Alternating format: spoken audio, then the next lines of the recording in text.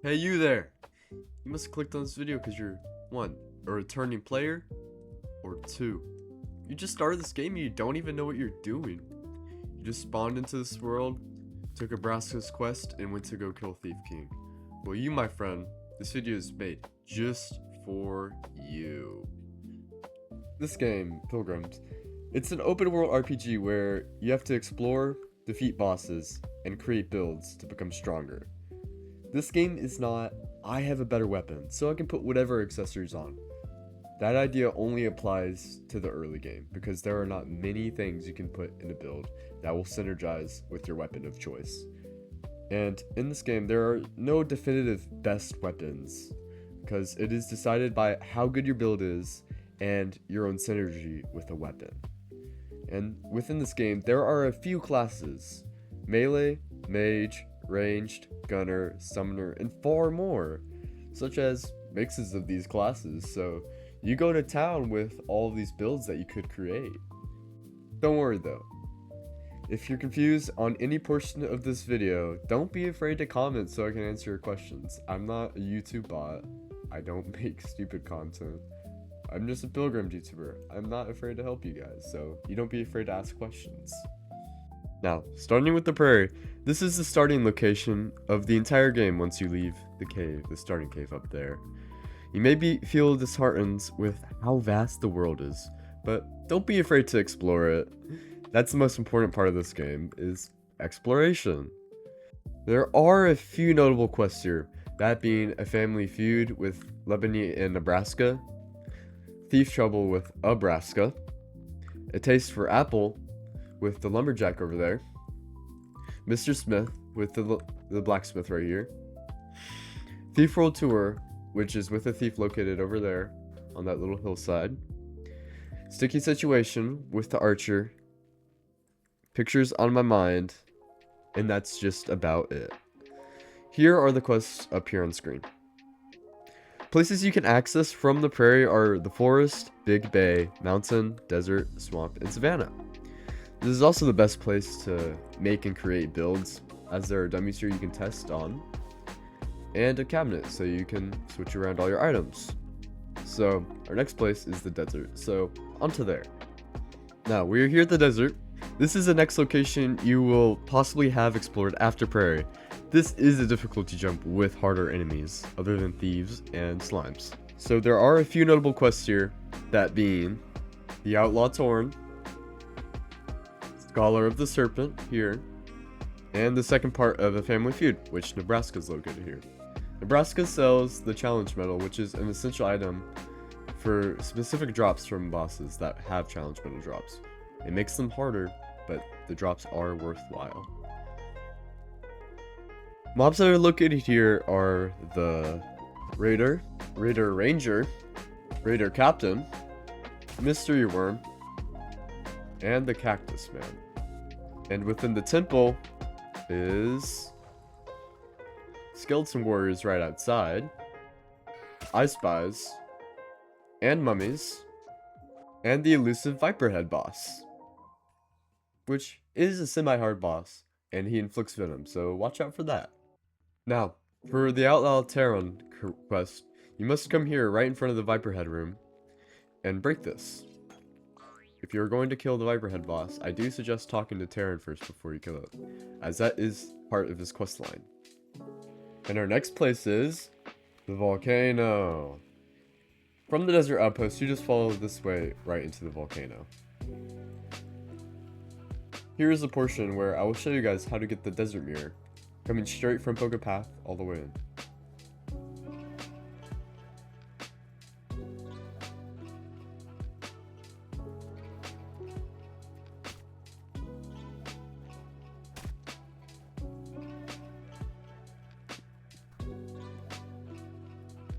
Here is the desert village, and inside the inn is the mirror, located right here. There are also a few NPCs here that sell some pretty good items.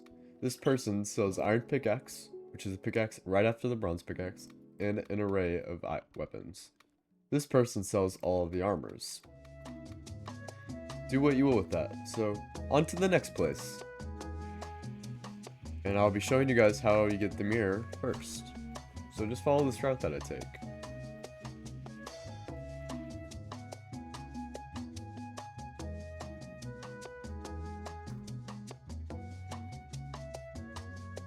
This is the Blistering Quarry, where you will be getting much things, and the mirror is located right here. This is the very next area right after Desert, being the super hot place. I mean, it's literally called Volcano. It has many enemies, such as the Dreadful Imp, Unspeakable Imp, Sizzling Slime, and Substantial Sizzling Slime, which spawns more Sizzling Slimes on death. And the Magma Turtle boss. The notable quest that is here is Down in Flames, which you talk to the bank teller Bert, and he gives you the quest. In this quest, you have to find Paul, which is in the Cruel Caverns, which can be accessed right down here. He is quite hidden, so good luck finding him. And things that you are able to mine here is sulfur, which can be used for miniguns and explosives, dead metal, which can be used with the Shopkeepers, and rubies, one of the many few gems. The Shopkeepers are Oglorn, which sells all these dead metal items, and Gallon, which sells a few armors. So, and with that, let's go on to our next area, the forest. This is located right next to the prairie, all the way to the left, and it is filled with ogres, brown bears, and blue slimes. There are 2 bosses located within the forest. One is actually right here. He's the Oboe, which he is a parry boss, so if you don't know how to parry, make sure to learn how to parry. And Yagoroth, which is literally just a giant slime. He's located within Bjorn Cave, if I'm saying that correctly, and in this cave are black slimes and blue slimes. And here within the forest are quite a few little shopkeepers, such as the hobo whenever you defeat him. He sells things that improve COD Kendo, fists, and more. And over here, if you follow this little route right here, is the Elite Knights Guild, which is the very first one you should be able to encounter. The entrance is right here. The reason I chose to do the forest right after Volcano is because to join this guild, you have to have the Volcano quest done and Outlaw Teron quest, just so you can join. And there are quite a few techniques here, such as Arrow Rain, Ivory Anklet, once you kill Highway Sun. And in here is the Shopkeeper, selling many things that improve many different things. So on to our next area, the mountain. This is right behind Prarie, and you enter it through the forest, coming right up here through the side, and you enter Cold Trail. So some notable enemies here are the Frost Assassin, Ice Golems, Hunter, Bushwalker, which drops the Icy Flute, the mini-boss, Highlander Warden. Now for the bosses, which is 1, the Ice King, the Abominable Snowman, which spawns right here, and finally, the Pro Thief, a fairly hidden boss here on the Gold Cliff side. Things that you are able to mine here are sapphires, mithril, and iron. Mithril can be used for weapons from this man, or armor from this person, alongside sapphire and more. Notable quests here are Ulf, which requires you to go kill the Abominable Snowman and bring him back his glacial spawn, and Road to Rock Stardom, which requires you to pretty much just kill many enemies in the Cold Trail and you come back to him, and he gives you his fighting style. Hunting Hunters is a quest that you get from the real hunter, located up here in the Snow Highlands, over here. The reward you get from this quest is that all hunters, aka these guys who shoot bows at you, you can talk to them, and they will not attack you. And he will require you to get stink bombs from the witch over in Swamp, and once you do, follow this route to put it in the mailbox.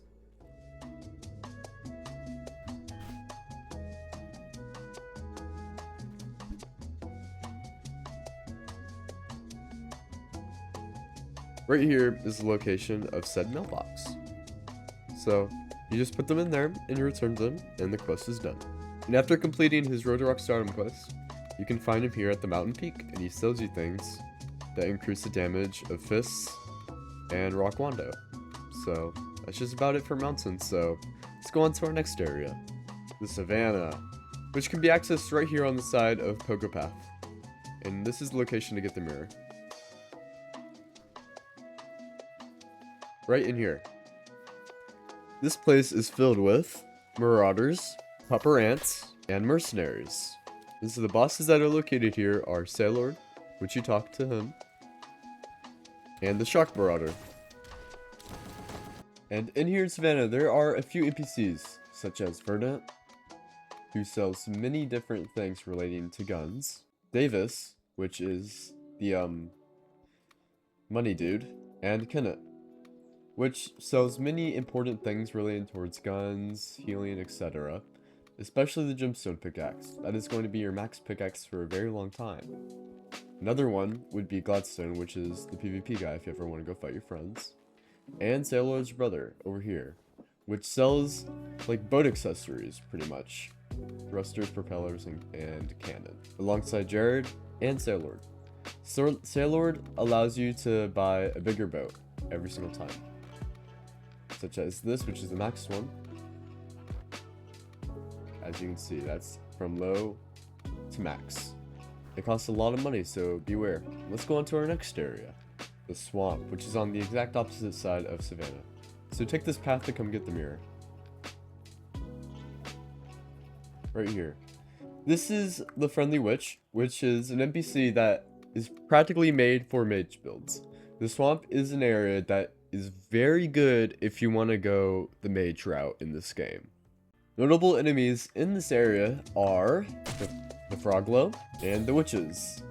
Here in this area, you can mine a very unique resource called silver. This is one of the few areas in the game which you actually mine it. And this is the final area that I would say brings you into mid-game. The Sinister Sea. Right outside of the Elite Knight's barracks, follow this route.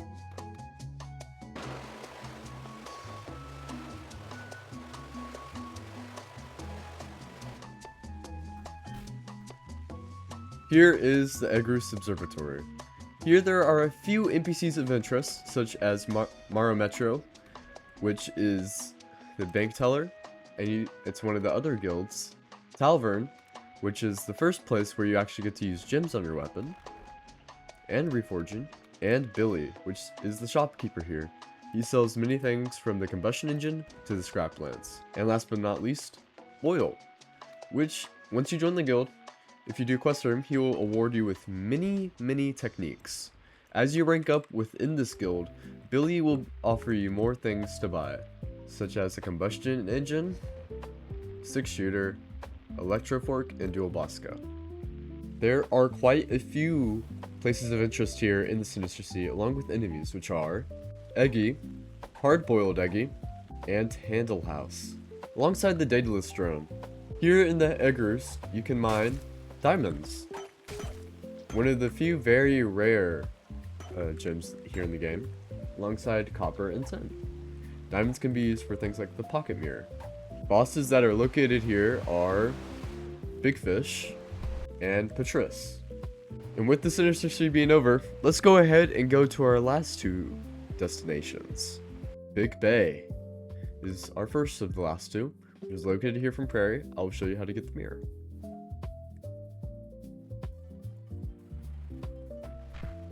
Right over here in this house is the mirror, along with the NPC that gives you quests to fish. There are a few enemies of importance here, such as the Swashbuckler, Sea Urchin, Cannoneer, and Artilleryman. There are some bosses of interest here. You may have saw it a second ago, but our first one is Pop-Off Pirate, located right here on the last ship of Big Bay. And the last boss here, Monosquid, located right here at the end of Big Bay.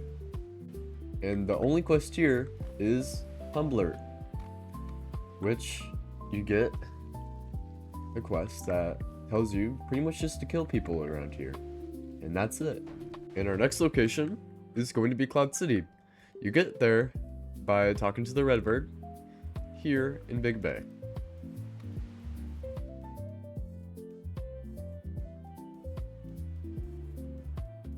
And here is where the Redbird take you. Mirror is right here, and there are many places of interest here. That of which mostly being low-key the Cloud Wilds. But here in Cloud City, you can get 2 quests from here, Adagio. One to use a Slingshot, where you have to hit level 30 of Sky Battlegrounds, and the Let's Fly quest, which requires 20 Royal Rubber, and a Redbird Feather, and Cloud Boots.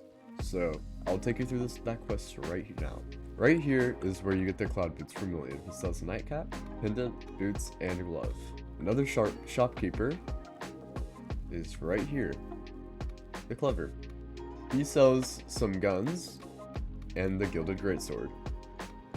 And over here, on the last island, Dialer here will let you adjust your accessories to what you would like. Tommy is just an NPC you can talk to. And same with Gary. He's an April Fool's NPC. Sky Battlegrounds is located right here on the island, beside the main island of Cloud City. Here in Sky Battlegrounds, there are 3 levels. Beginner, which is the very start one, Intermediate, Advanced, and Expert. You will get these levels as you go up within the Sky Battlegrounds. And now, once you complete his quest to get up there, you take his Let's Fly quest, and you come up here. To get the 20 Royal Rubber, you have to kill an enemy called the Tangerini. So let's go ahead and go through every enemy. The first one being Tangerinis. Pink Slimes, and for the boss is Highway Sun. Right at the end of the Cloud Wilds, he resides right here. Once you defeat Highway Sun, over here are some more enemies, such as the Eye Fly. You have to parry these ones just the same as the Eye Fly when you come down. And right here is possibly one of the most important items in Pilgrimmed. The Glider. It will let you negate mini fall damage. So, next enemy. And finally, the Empyrean Knights. Oh. And once you obtain the Glider, you will be able to access a secret shop here in the Cloud Wilds, which is located right over here on this little Outlander island. Mira. She sells a pocket mirror, sound staff, royal phones, and green balloon. These are all very good things, but the pocket mirror is by far the most useless, as you can travel between places very fast. And now, for the Let's Fly quest, you need to get a Redbird Feather, which is actually this big old giant parkour course. So just follow this route that I take to get there.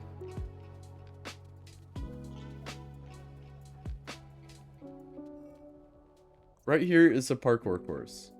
So just go ahead and take this way up.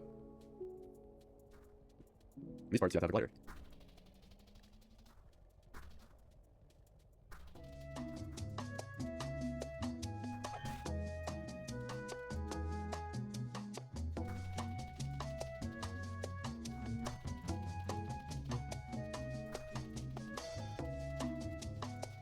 And right up here is the Redbird. You take the feather clone.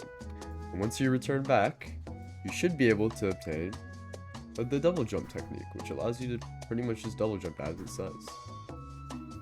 Now we are on to possibly the most important section of the video, which is how to build weapons.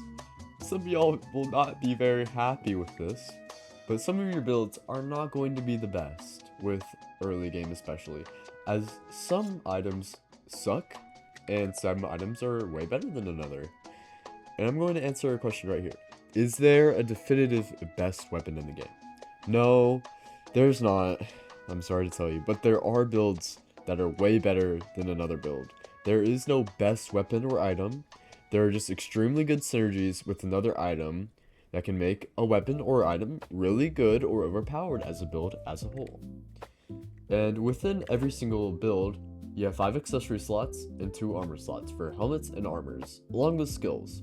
Some skills are meant for different things. Like this section is majority meant, like Wizardry and Ineffable is meant for mages. These are all meant for range, and these are majority meant for melee. Which, right, middle, left, by the way, you guys can't see my mouse. But on 90% of builds, you should always rock Rally. Rally makes parrying way more rewarding, and you will pretty much boost your survivability up by so much.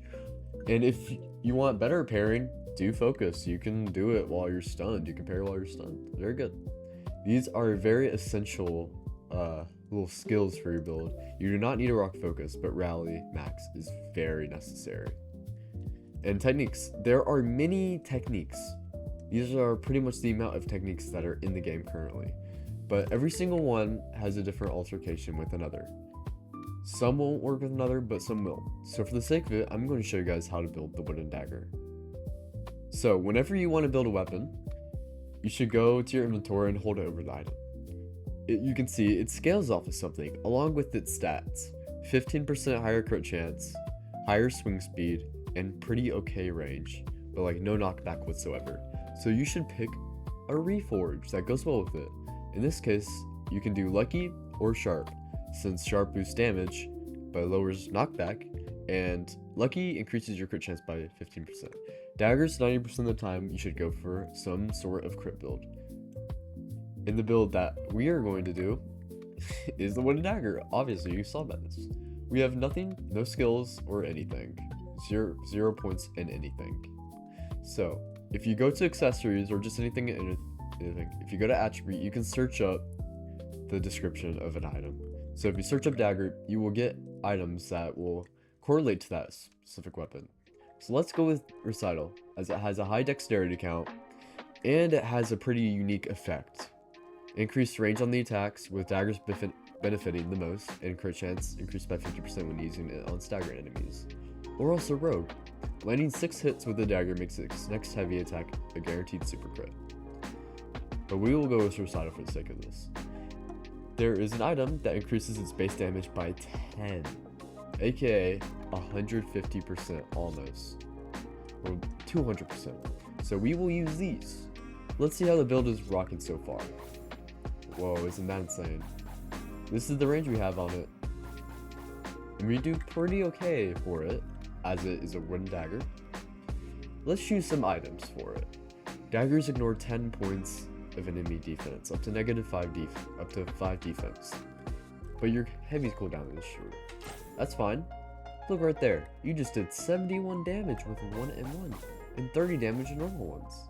That is immense and insane.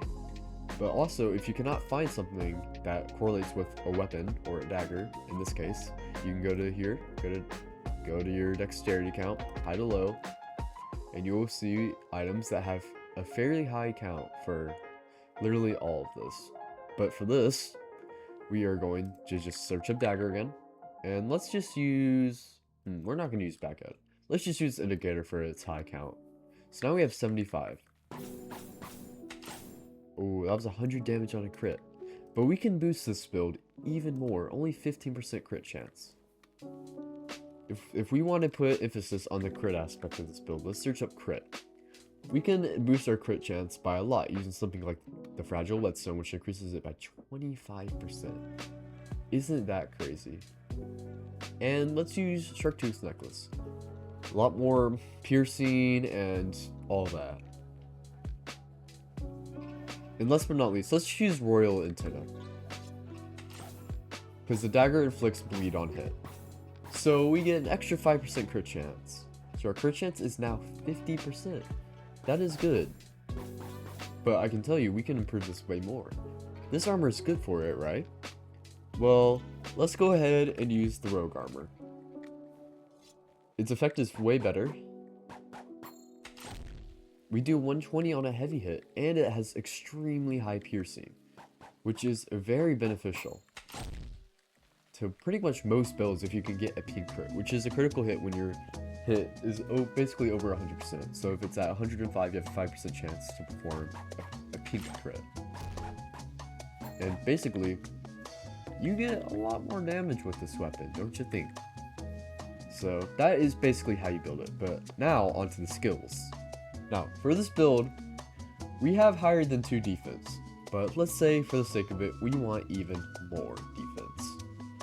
We search up crit here, we could probably find something that gives us okay crit chance, and pretty much none. But we stay at 2 because of this armor, so that means we should probably just use something like Prism Crown. Even though we were going for straight dexterity earlier, Prism Crown is a better option for this. We can't use that, but we can use Rude. It is an extra 4% damage, up to 16% for every enemy and 15 studs. Let's use Fearmonger. And let's just say we want tricky as well, because it increases melee swing speed by 20% for a little bit. And we have 41 extra points because we are high level. So let's just go ahead and throw practically everything we have into anything that can help us increase our survivability. So we have extra 11 more points. We can ace this, but we would rather use this and this. So now we have a 6% increase and 6% plus 20, 26% more damage practically. So let's see this. Whoa, 130 damage. We have increased this build practically to its max potential with the wooden dagger, except for when we have a charm gem on it. So I should have one. Yep, I have a dagger with charm gem and lucky. So our crit chance before was 60, and now it should be 85. So we do 50 damage per hit, and it has high pierce, 152 damage on a heavy. We have increased this build practically to its max potential. And this goes for many weapons. You should choose an item that has great synergy with this item. Oh, you shouldn't use something that has nothing to do with the weapon you have. Let's say you want the martial set because it looks cool. It correlates with fists, which are these weapons like pod kendo. You do 20% more damage with it. But why would you use that if it has no correlation with the dagger? You should use it with a fist because it has something to do with fists. But even so, this hat's ability increases 15% of the damage you do back as mana. So a weapon that uses it and is a fist and does that is the Kai Fist. It uses it on hit, but you can also use it with kata, martial kata. I think no, wait, it is. I'm just not on accessories. I'm sorry, guys, but you could use it here because you expend 10 mana, but you get that mana back every time you do it. So you lose barely any mana entirely. That is a very good synchronization. This goes for many builds, such as elemental builds. So let's say you just want to use this, I can't even pronounce the name, but I have fire gem on it. So you should probably use something that has to do with fire. There are many items that have to do with fire. Your attribute search will be your best friend. The search at fire, these are all the items that have to do with fire, man. You have so many opportunities to do so much with every single weapon. But let me show you a very good synergy. The cannon. Let's get the cannon and the expert armor. This is possibly the best synergy in the game right now. Normally it would shoot once, but because it is this, last gun in a gun magazine shoots 2 extra bullets.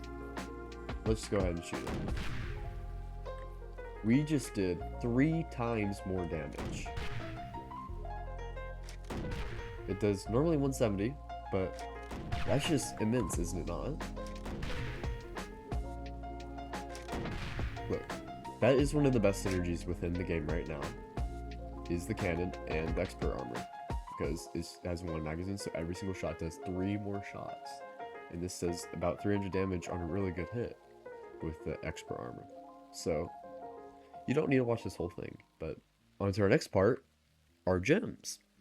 And now we are here at Observatory because Tavern is the keeper of gems, where you will most likely be doing your gem stuff and all of that. And in this portion, I'm going to explain to you all how to use gems, when to use them, and what to use them on. So here in inventory, we can see the blood gem to the light gem. The blood gem's effect heals you for 10% of damage dealt for any weapon, and magic statuses last 25% longer. So you should not use this on any weapon like the minigun, for example, that shoots very fast and does very little damage, because it has a very low damage count, 10. So if it does 10 damage per hit, you would get 1 HP per hit, and you don't even get that many shots in it. So it wouldn't be the best, as if you were to put it on the Dawn Pump here, for example, which on a good day does 100 damage a hit. You would heal 10 times every hit. 10 times that count. So you should definitely use blood gem every single time on heavier weapons. And now onto charm gem, my beloved, the best gem, honestly. But on when it's forged onto a weapon, its crit damage and chance is increased by 10%. Actually, crit damage is 25%. Holy crap, that's a lot better. But status is inflicted by magic attacks are 25% more powerful, which basically just makes them 25% more damage. So Charm Gem should be used on any weapon that you're trying to go for a crit build on. Let's say, for example, you want to try it on the Tanto. I showed you guys earlier on the wooden dagger, but this weapon has 10% crit chance. So with the Charm Gem, you have 20% chance to hit a crit with just the weapon, which is already an okay start. But 25% damage when you do a crit. That is an extra 25% damage. That is overpowered. Isn't that crazy? So you should definitely use it on if you're trying to build a gun or any weapon that's melee, for example, that you want to get a lot of crits on. Dark Gem, however, you should put it pretty much on your mage weapons. Sometimes Frost Gem, Fire Gem, or some other gem will be better than Dark Gem. But Dark Gem is still a good alternative because 20% less mana cost and 10% more damage. Explosive Gem, however, is a little bit just more trolly, have fun type of gem. When it's forged onto a weapon, every third hit with it does an explosion, doing 50% of the damage of the hit that triggered it. And also magic projectiles grow 50% bigger, but 25% slower. So this is the tome that I'm going to show you guys that I have it on. I'm going to switch to Prism Crown real quick. So pretty much just going to just show you guys it, because Prism Crown is really good as it pretty much makes your gems better. So with this is how big our things are. It literally takes up the entire room. It's so fun to use. But that's pretty much the only thing explosive gems are used for. They'll be very seldom useful in some builds, but they're not the best. But Frost Gem, for example, is probably the best, yes, the best elemental type of build. You should use it on fast hitting attacks that will stack a lot of it, because you stack Chill or Frostburn if you have the Ice Crown for every single hit. So let's say the minigun. I have a Frost Gem on mine. So you will proc it very fast. That's how fast you procced it. And that was a lot of more damage just really fast. It's about 100 damage with just normal, but you stack it very fast. And if you have the Ice Crown, it only takes 30 stacks, not 50 stacks of Chilled to inflict it. Isn't that just nuts? It is a very good one. Really good for fast hitting attacks and some mages. And you should always be using Frost Cone with this, because it makes you do like pretty much so much more damage. And Fire Gem is basically a worse version of the Frost Gem, I'm sorry to say. It's very seldom good, because pretty much most fire builds are using a weapon that already has some sort of fire infliction imbued within the weapon, such as Knight's Blade, because it's literally on fire and you inflict fire on it. So it's way better just to use Frost Gem, for example. And now Lightning Gem, probably the second worst gem in my opinion, but it is, I would say it's honestly better than Fire Gem right now, in my personal opinion. Fire Gem has way more accessories, so it has more things to use with it. The Lightning Gem has like less accessories, but these accessories are very good and pretty much make the Lightning do a lot more damage, especially with some builds, but it's only useful in some, especially 25% more poison damage, which is very good for some bosses. Light Gem, possibly the worst one. It's been nerfed down ever since, you know, Insignia Gem and Magic Gem have been removed. It's not the best. On melee weapons, they swing 20% faster, and on rage or magic weapons, startup and cooldown are reduced by 10%. That's not really good. I have a few weapons that have it on it, like Prism Staff, I guess, but they're honestly not even like the best weapons, as you can see. Pretty much a little bit less than 10 damage. It isn't really the best. Rest in peace, Prism Lance, Insignia Gem. Got nerfed so bad once it's like unusable almost now, unless you're early game. But anyways, that is just about it for gems. So that's about it. And I'm also gonna just add this for us. But if you want to test your build against stronger dummies, you should come to the observatory, because these are the only dummies in the game. that have, well, alongside like and share, but that's in-game. They're the only ones that actually have defense and damage reduction. So if you're looking to test your build against a more realistic boss enemy, this is definitely the place to come for it. As the mech dummies have 1,000 health, same as the prairie dummies, but they're harder to kill and harder to hit for high damage counts. And that concludes the beginner tutorial for early game. So I will be posting a part 2 and 3 with mid-game and end-game. If you have any questions, make sure to put it in the comments and I will answer every single one that you guys drop. Every single one. So make sure to like and subscribe for more content. Bye!